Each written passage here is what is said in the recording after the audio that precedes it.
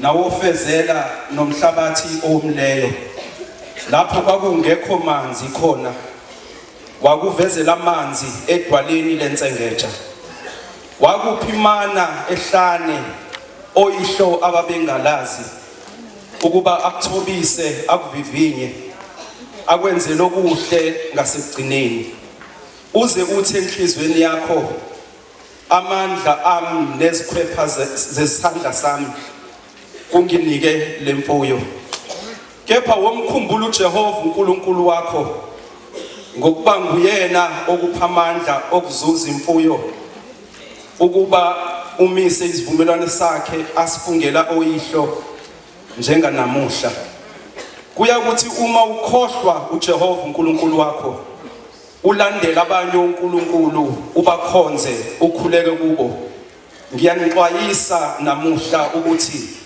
niyakubhubha nokubhubha njengezizwe uJehova azenza ukuba zibhubhe phambi kwenu kanjalo niyakubhubha nani ngokuba nani ngalaleli izwi lika Jehova uNkulunkulu wethu maniphendukeni zekuje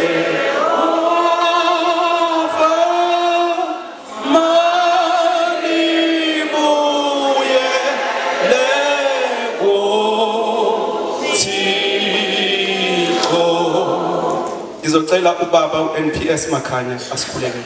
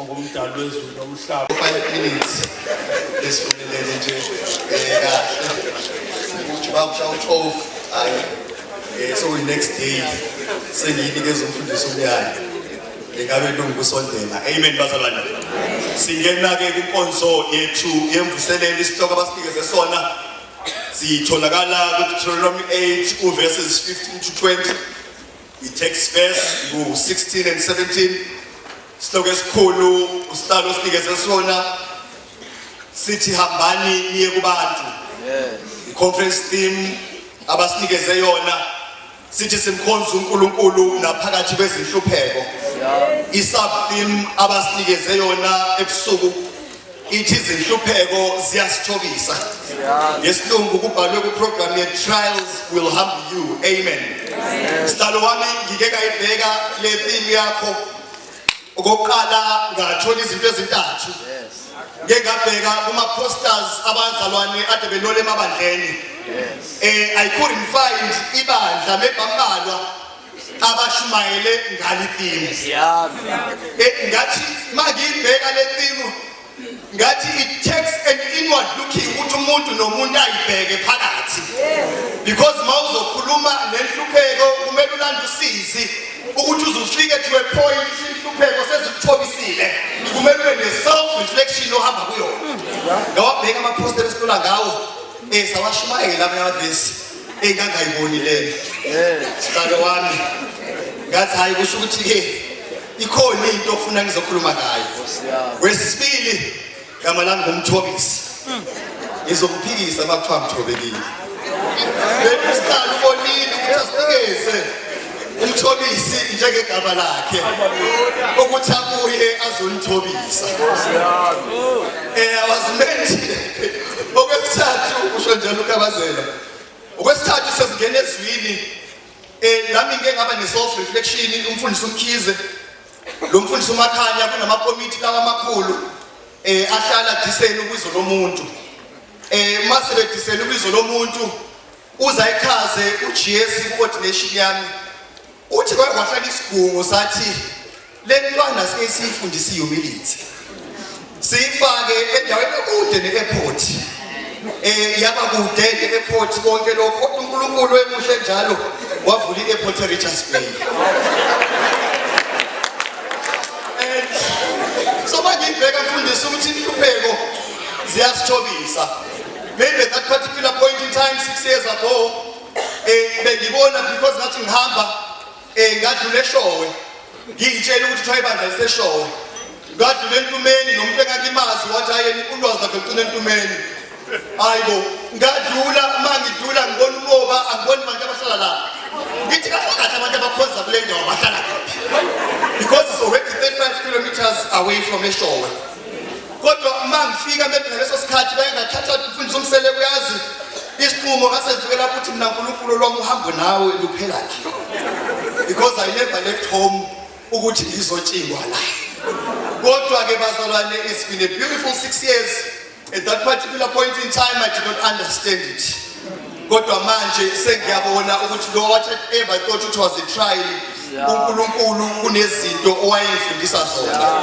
kunezinto esengihambe ngayifunda ebandleni kunezinto lana sesithe necharacter yami bakhipha ukugolo babukhona ekhanda manje sengifuyile sengifuyile singena bazalwane ezwini ngingahlalisi kakhulu kunkonzo yevuselelo incwadi kaDeuteronomy kukethe amazwi akhulunywa nguMosi kwabantwana kaIsrayeli ngale kweJordani context yakhona ne-background kafishane it is started as a covenant renewal because mawuMosi eqala kulokho kuthiwa inkulumo kaMosi iyaqhubeka inkulumo kaMosi iyaqhubeka and lapho mayeqala ichapter ne-chapter uyabakhumbuza izinto abayithathayo kubo chapter 3 uzathi ngibonile uNkulunkulu akwenza koBalperoni athi kodwa nina enanamathele enkosini nisakhona namhlanje so uyabenzela zonke lezi zinto uyabakhumbuza ukuthi as you enter ezweni lesithembiso this is some of the things okumele nizenze and ubakhumbuza kahle kasena ubona ngoba emsekeli ukuthi ngeke usawele ezweni lesithembiso kodwa sebatshela ukuthi lokho engitshela khona kuzonisiza mina ngeke kusangisiza kodwa kuzosiza nina chapter 8 is a part of the second address kaMoses urging abantu the obedience ukuthi niobeye uNkulunkulu niremember nikhumbule futhi izenzo zikaNkulunkulu and abese focus on wilderness experience a lesson in humility a lesson in dependence and with the warning against pride and idolatry. Amen. Israel bazalwane is poised ukuthi bangene eKhanani after 40 days of wandering. Mawibheka leso stage sabo it was a formative stage lapho befoma khona their character their personalities nemithetho ekhona babefundiswa ukuthi mase ningene ezweni lesithembiso this is what you do the do's and don'ts zakhona nikeza imana which was a daily bread which was a miracle of the day. Amen. Lalela uMosi simthola namhlanje lana ngohambo lwabantwana bakaIsrayeli isivumelane esabesenzile eMount Horeb enemilayo eyishumi abayinikeziweyo ukhuluma ngeyimiso nezahlulelo ezikhona uMoses ukhuluma nabantwana bakaIsrayeli uyabakhumbuza ngendlela uNkulunkulu abahole ngayo ehlane 40 years they've wandered 40 years they've suffered but above all God's hand sustained the Lord sustainer in that journey as they stand on the edge of esasithola ezweni lesithembiso uMoses uyabakhumbuza uthi nize ningakhohlwa ukuthi nidlule ezimene ezinjani because uthi nize ningakhohlwa ukuthi nidlule ezimeni ezinjani yebo you've been in a place of trials kodwa uzungakhohlwa yebo bokuhlungu but uzungakhohlwa lapho ndile khona uthi uNkulunkulu ulihona ehlana elikhulu enesabekayo elinezinyoka ezinesihlungu nofezela nomhlabathi owomileyo lapho kwakungekho khona lutho. Lalela, the God in the wilderness is the God in the promised land. So the God in the wilderness is the same God that is on in the promised land. Lalela inyoka le eyafaka esonweni is the same nyoka uMose oyenza abayinyoka yethusi wayiphatheka ensikeni wathi lapho umuntu anulwe yinyoka makabheka ensikeni lapho uNkulunkulu okusimazileyo uphinda kukule kube yintwente inyoka yethusi basedlula kuyona kodwa bakuna belunyeza inyoka babheka kuye bathola ukuphila. Leli hlane bengenyoka enabofesela kodwa le nyoka iphinde yabasindisa because uNkulunkulu turned it around yaba inyoka yethusi yaphanyeka esikweni amehla babheka phezulu wathi lo ufuna ukusinda makabheke enyokeni yethusi. Phumelela kwabo bese hlane bekumele babheke kulokho okuphakanyisiweyo obe sekuyinyoka yethusi njengoba nathi thabheka kuJesu engumholi ke indaba isakubheke ethameni lakho abheke mawuntana esamehlo akho abheke abantu abayiswayeli babheke inyoka yethusi baphila. Wena uthe udlalela ehlano in your formative stage ubheke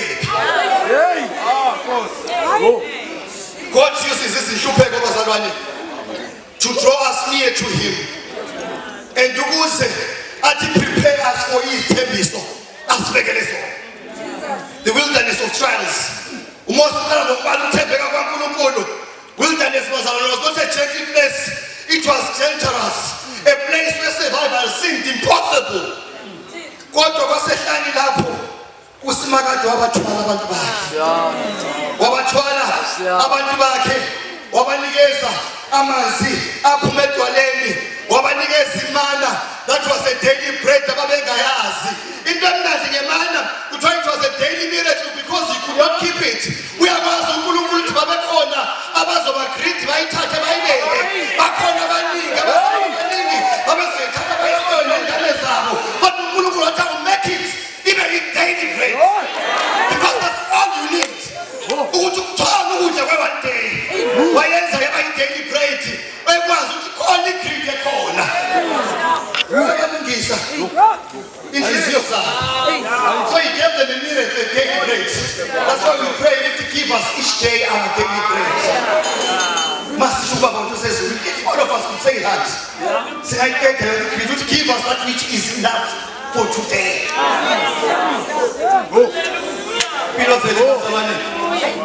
We often see Kula in the wilderness. The uncertainty of the next pay.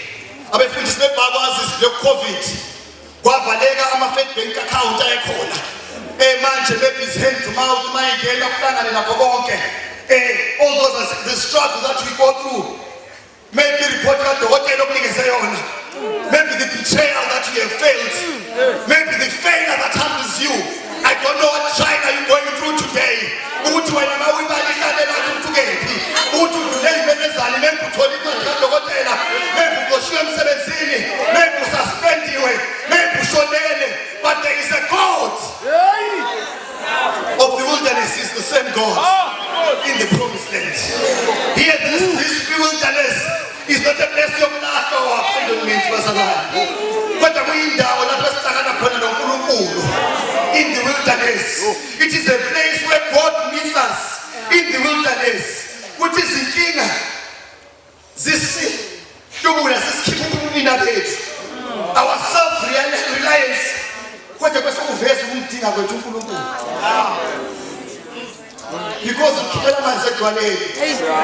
because of ngakhombisa into yabokhokho benade beyazi ngizohamba ngiphinde futhi nithi siyakhona ukwenza lokho because ababo siyakhona ukwenzela wathi nizokhipha amanzi edwaleni ngikunikeze daily bread imani ukuthi uyidle namhlanje ayisekho ngizophinda kunikeze futhi kusasa so that they could depend on uNkulunkulu. Yes.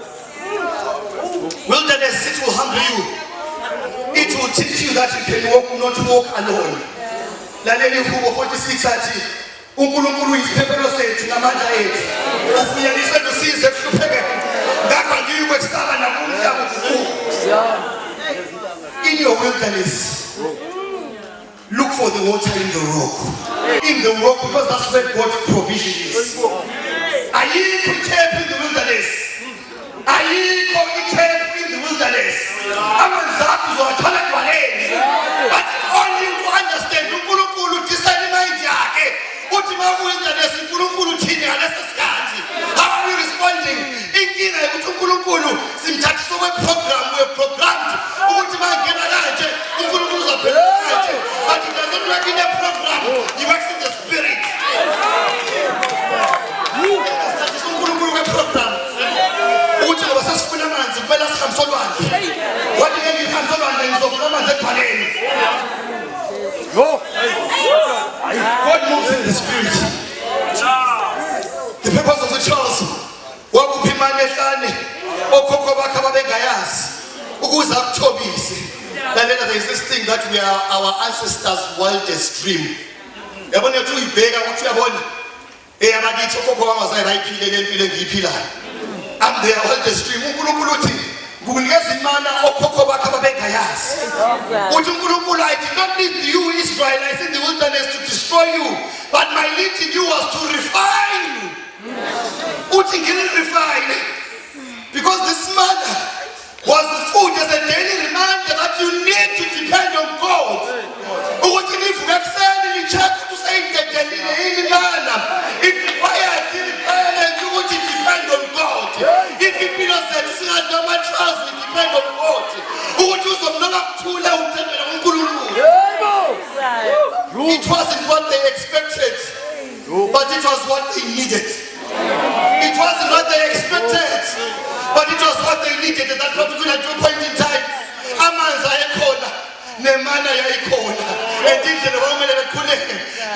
The food for the journey. Lapha bebesiya khona.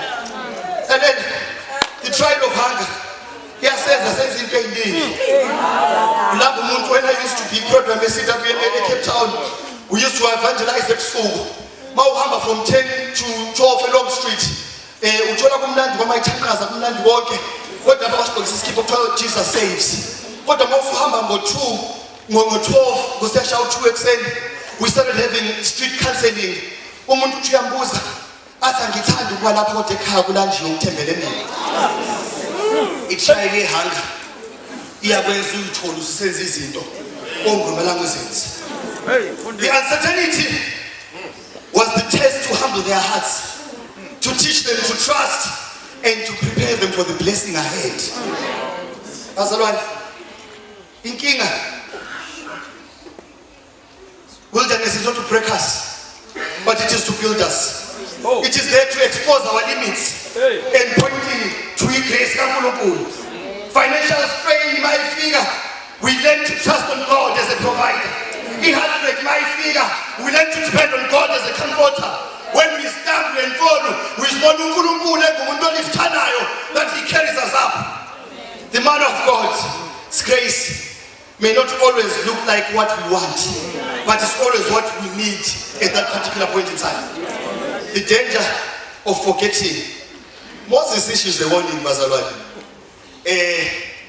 Ukuthi inkinga yenhlupheko is not only in enduring, but also forgetting them. When the wilderness gives a way to the promised land, when scarcity turns into abundance, it is yours too. And we begin to believe what we did this by ourselves. I'm sure what I survived. We did it on our own.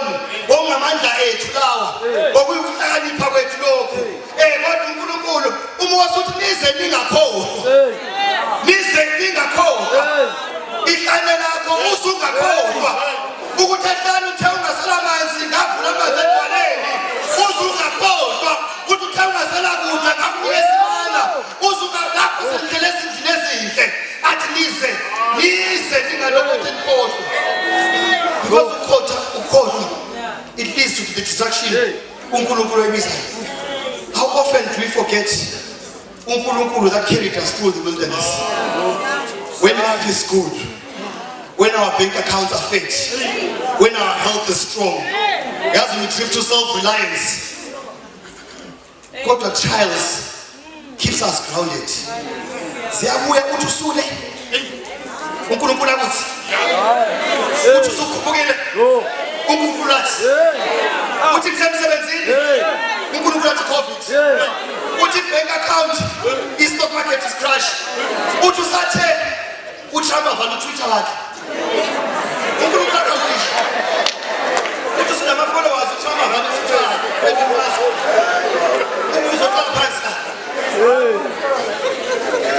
we trade iglory kaNkulunkulu for the idols of our own. Siyadayisa inkazimulo kaNkulunkulu for the idols of our own. Sesikwazi nokuthwala. And it's very skillful. Sesikwazi nokuthwala.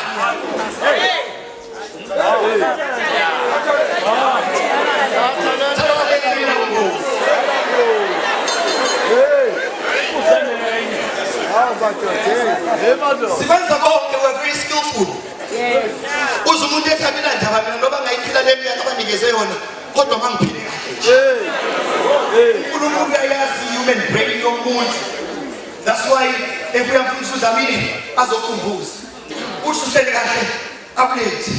Uthi uNkulunkulu nations before Israel were destroyed because they refused to bow themselves before God. Ours today is to remember, obey, walk, and humble in the Lord. Trials are not the end of the story. Faith is shaped during trials. Humility is learned during trials. Obedience is strengthened during trials. Yes. Remember the wilderness. Yeah. Write down lapho dile khona. Justify ubukhulu uNkulunkulu obenezelayo. When you face new trials, go back to that not page. uNkulunkulu ubonile. Because trials will help you, but they will also shape you at the same time. Wilderness is not a punishment, but it is a place for preparation. It is to teach us dependence in God. It is to test our hearts and make us ready from the promise of God.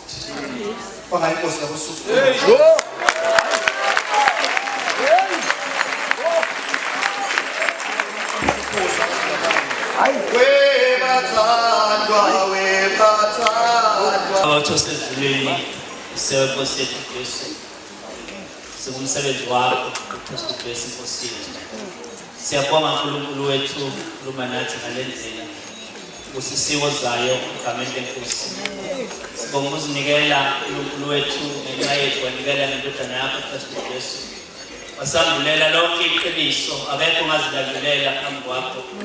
Masingaphendukanga saphila uNkulunkulu wethu impilo elindele kuthina. Asikho uNkulunkulu wethu isidingo sokuzilandelela. Usifundise konke, wasitshela konke. Baba uthi sezulwini uthathe sezona ngisho ingcebo ngoba inceka yazi ukuthi inkosi yayo yenzani. Kodwa wena Jehova usaziseko kwathi kungayivula ingqondo yethu.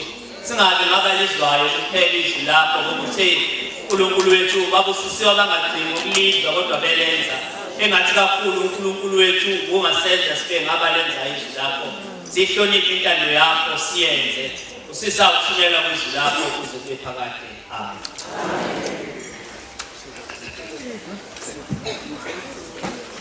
Yegu